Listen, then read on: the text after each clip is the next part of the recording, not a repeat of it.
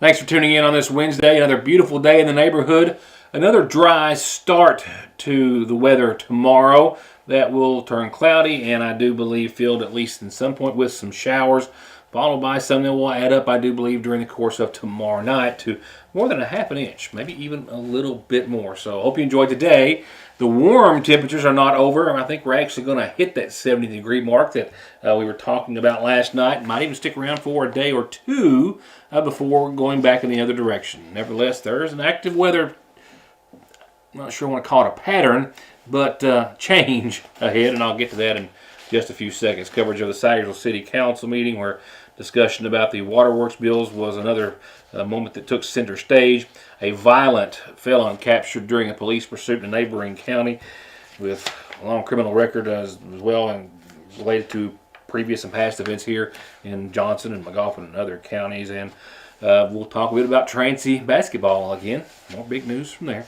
A couple of things on a national level real quickly that I think should come of interest, hopefully to all. First and foremost, the measles. I mean, it was officially declared eliminated in the UK in 2017, and by and large, for the most part, I think here in the United States for a number of years, it has since made a resurgence and continues to do so to the point that the Centers for Disease Control and Prevention has issued what they call a dire warning as new cases are continuing to add up of the very contagious disease.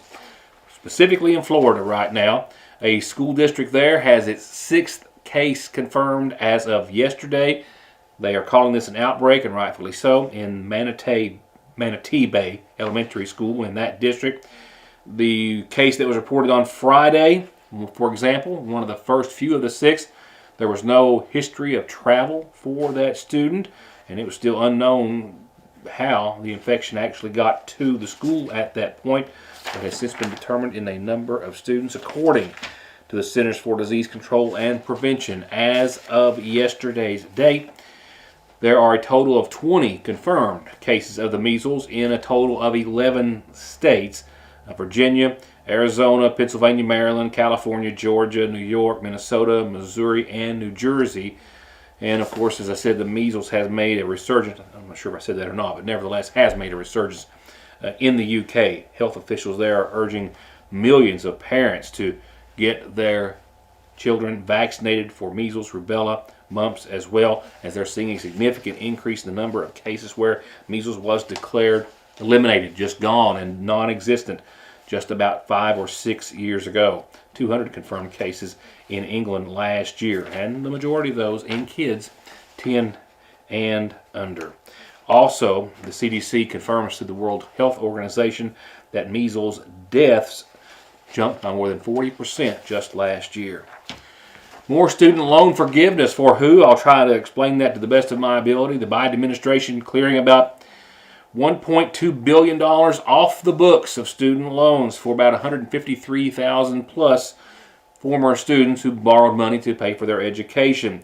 If you've been paying back that loan or those loans on the Saving on a Valuable Education Repayment Plan, which was put out last year by the Biden administration, well, you are eligible. There's an opportunity for low balance borrowers. If you borrow $12,000 or less, your loans are going to be forgiven if you've been paying on them for at least 10 years. But you had to enroll in that SAVE plan to try to pay them back last year or since last year. And they said that those borrowers don't have to do anything, that the Department of Education will start contacting borrowers whose loans are eligible for forgiveness, and those who have, not enrolled in the SAVE plan yet. So even if you haven't, they're going to reach out to you and let you know that paid in full. Congratulations. With that said, a man considered armed, dangerous, a proven violent history, was apprehended after a serious police chase and manhunt last night in Floyd County, wanted on Johnson County charges. Yesterday, Sergeant Darrell Preston with Prestonsburg PD tried to make a traffic stop on a vehicle believed to be driven by a wanted man, this man, Thomas Price of Johnson County, who was reported to have pulled a firearm as he fled from Johnson County law enforcement just a few days ago, or even sooner than that. Nevertheless, he was known to be wanted for several violent felony crimes, as well as being a persistent felony offender for having multiple on his record already, as well as being a flight risk, and he was considered to be armed and dangerous. And as Preston made or tried to make the traffic stop, Price took off in his car around Archer Park and then headed to Abbott Creek and then to Bonanza, B Fork, and it was there that the authorities caught up with the vehicle. It was recovered. A passenger was also found, but Price was nowhere to be found. And after an extensive manhunt that lasted several hours, authorities pulled back and headed out in an effort to hope that Price might try to make an escape from the area. And sure enough, around 6:30 last evening, a 911 call came in that a man fitting his description was spotted in the area trying to break into homes, asking people to use their phone. The caller staying online with the dispatchers until units arrived at the scene, and Price took off again. He forced his way into an elderly disabled woman's home trying to hide. Police as well forced their way in, made an arrest after a brief struggle, and he resisted, but was finally taken to the Floyd County Detention Center on an unknown number of outstanding warrants, as well as the new felony charges that he faces from yesterday's events. Sagersville City Council coverage is next.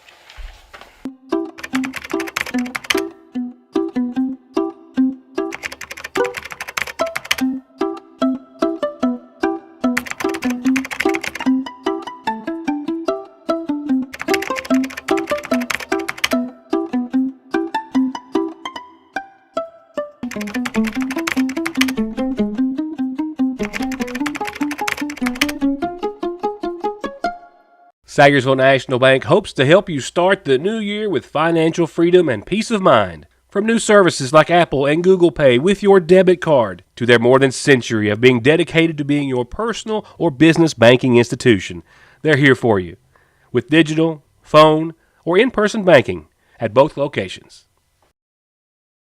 You've seen the forecast, right? You know what season it is, so it is time to get ready. With New Year deals that are worth up to $200 off a new set of tires, and get your car running like new with only a $35 state-of-the-art computer diagnosis, and save all the payments for later with 6 months same as cash at Conley Tire and ConleyTire.net. The Kenny Wayne Shepherd Band.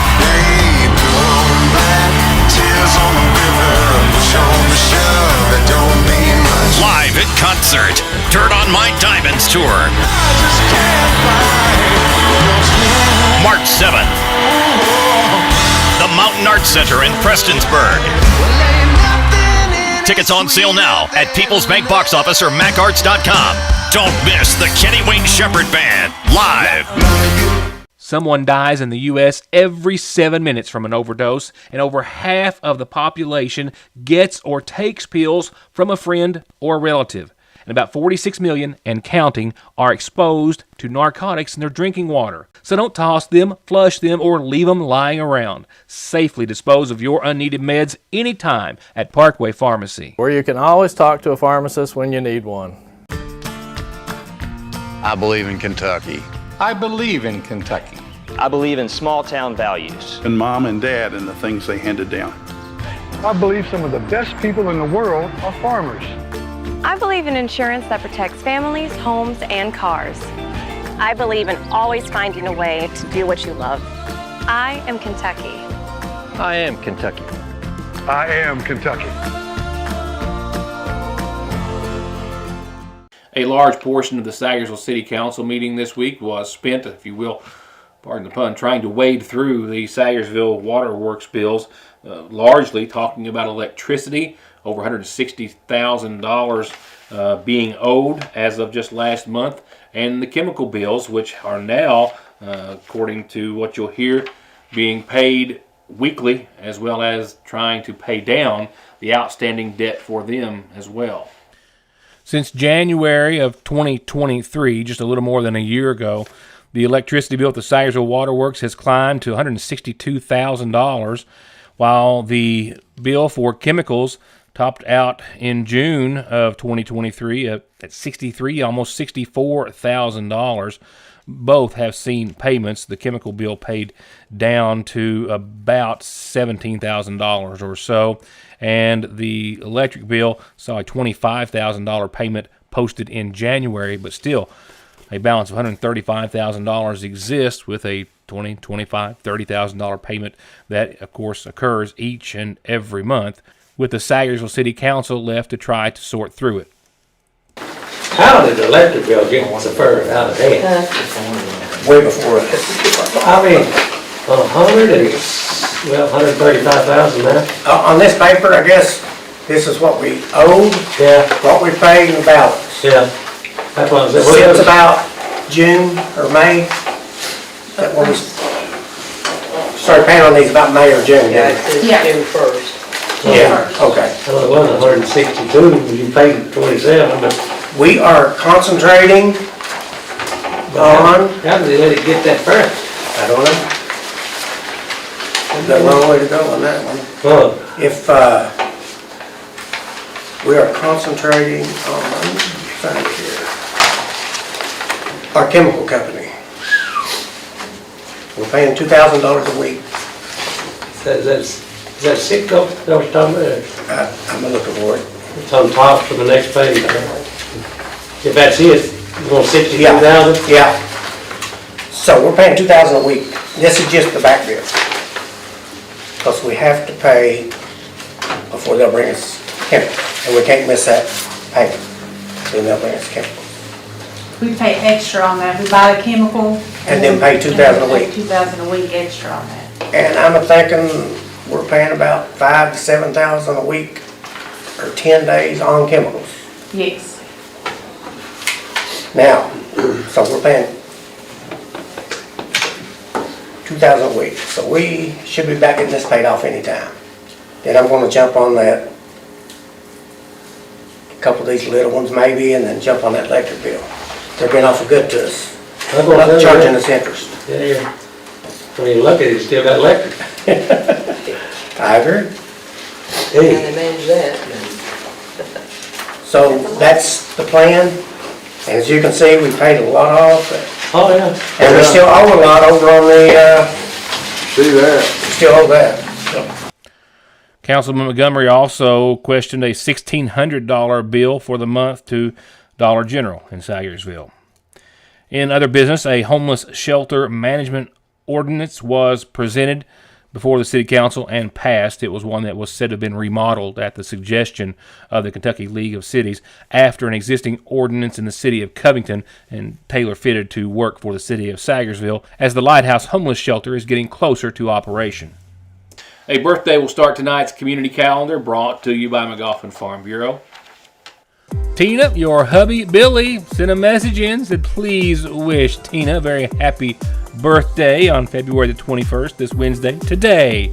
Happy birthday, Tina Mullins, from Billy and the kids and everyone else. Happy, happy, happy. The happiest of birthdays to you, Tina. We hope you've had a good one.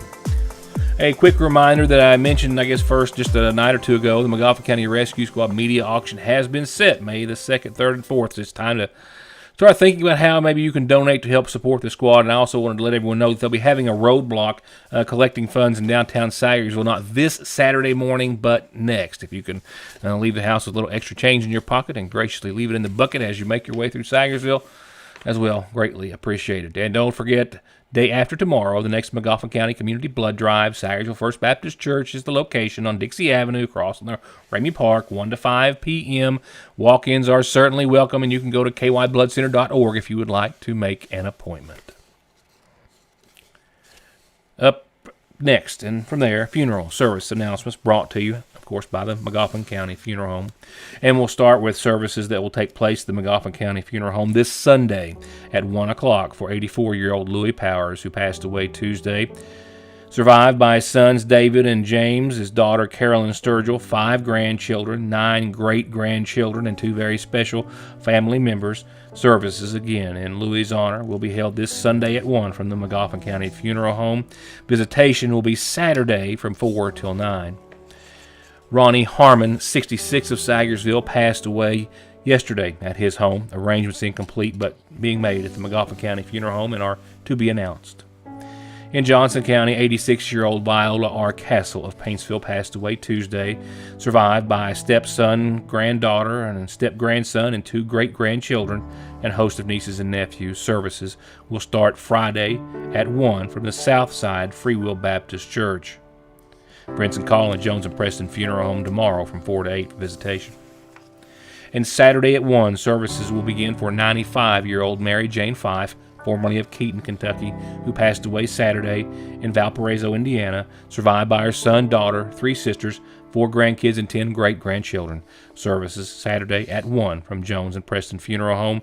Visitation will be from 11 that morning.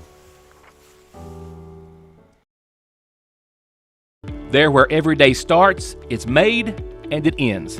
From hitting the floor to hitting the road and back, your feet carry the day's duties. And if you're hurting from what might be a work or sports or stress-related fracture you don't even know about, diabetic, or that all too often heel pain that just won't go away, or any type of pain or discomfort or in need of atrial fibrillation is one of the more common rhythms we see. AFib is an arrhythmia of the heart where the top part of the heart is beating erratically and out of sync with the bottom part of the heart. The electrophysiology service is made up of a team of healthcare providers, and that includes an electrophysiology lab where we're able to do procedures to help repair heart rhythm problems. When a patient becomes heart rhythm free, it can really restore their life.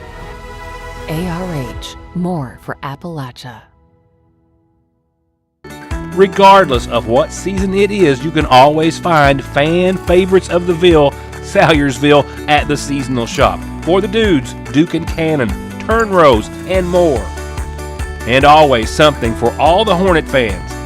And for all the ladies, it's always Wildcat season, and it all changes daily. That's why you always have to make a stop at the seasonal shop just next door to Fraser's Prater Drug Store. The best place for all your prescription, over-the-counter, and Radio Shack needs, with some of the very best hometown lunch specials and treats. They're a pair like you can find nowhere else but in Salyersville. Cooked cabbage is back at your Salyersville Lee's, and so is the low-carb plate. I mean, yes, you can call it a low-carb plate because it is. There's barely any carbs in it, but it's also one of the tastiest meals we've got. And the healthiest, low-carb or not. With juicy roast strips, our famous green beans, and yes, that tasty cooked cabbage. A taste and flavor all its own, and only at your Salyersville Lee's. While high school basketball here in McGoffin County will wrap up with regular season play for both our Lady Hornets and Hornets doubleheader action this Friday night. And after that, of course, it's on to the 57th District Tournament next Monday night starting in Martin, where that will be, of course, also the first round, technically, of the Super Regional Tournament that I spoke to you about and tried to explain. I guess that was last night. We'll go through that in a little more detail, and certainly as it happens, we'll learn more. A lot of games that were going to take place, more so than usual, all getting to that final 8 that will play in Pikeville at Appalachian Wireless Center.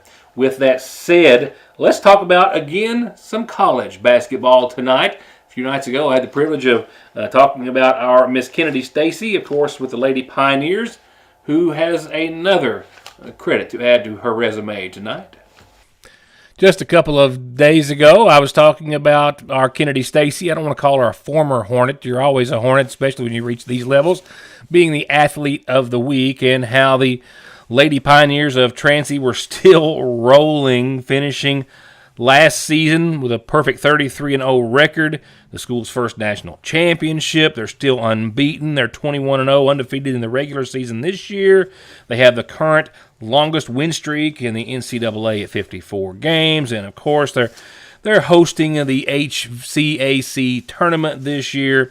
Well, there's more to add to this story as of just earlier today. Congratulations are going out in an order to Kennedy Stacy for earning the Heartland Collegiate Athletic Conference Athletes Player of the Year. Specifically, Kennedy Stacy earning the HCAC Defensive Player of the Year award. Congratulations. Other awards as well, including head coach Julie Fulks earning the HCAC Coach of the Year award. Congratulations, ladies. Looking forward to the postseason, which is just about here.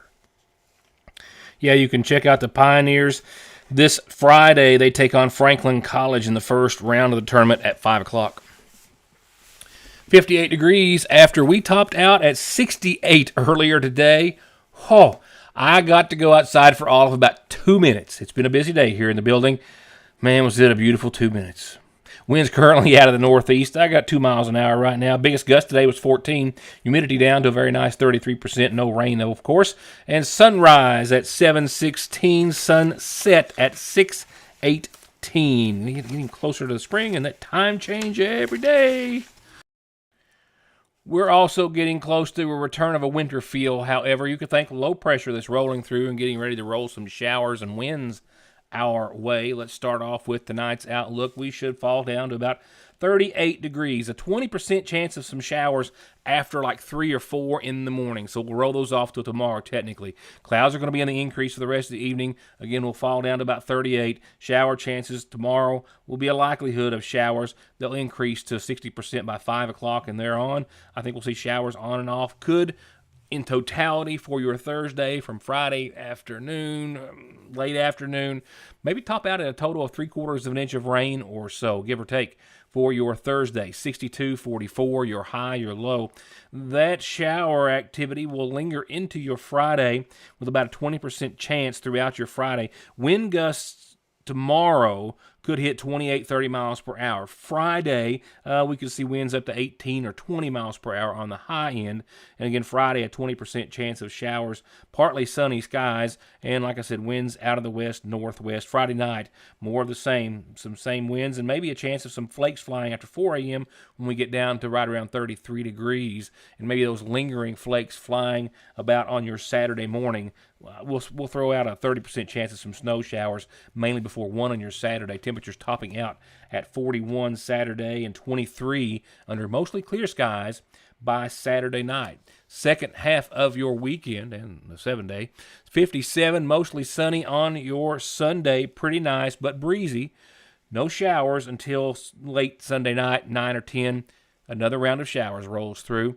Along with that, some warm air. Look at this. Monday, 65, partly sunny, a 50% chance of showers. Shower chances increase Tuesday and Wednesday, and so do daytime highs. Windy on your Tuesday, 70 degrees, and a 60% chance or likelihood of some showers. I think even the low 70, 71, maybe 72 on Wednesday, with still mostly cloudy, windy skies, and a decent shot of showers or likelihood at 60% or so. Warm and windy and wet, but the warm is the nice part out of that scenario. And that's it for tonight, but not for this week, obviously. Hope you have tomorrow's edition of the Sagarsville Independent. It is going to be a big one. Might even be a little heavy tomorrow.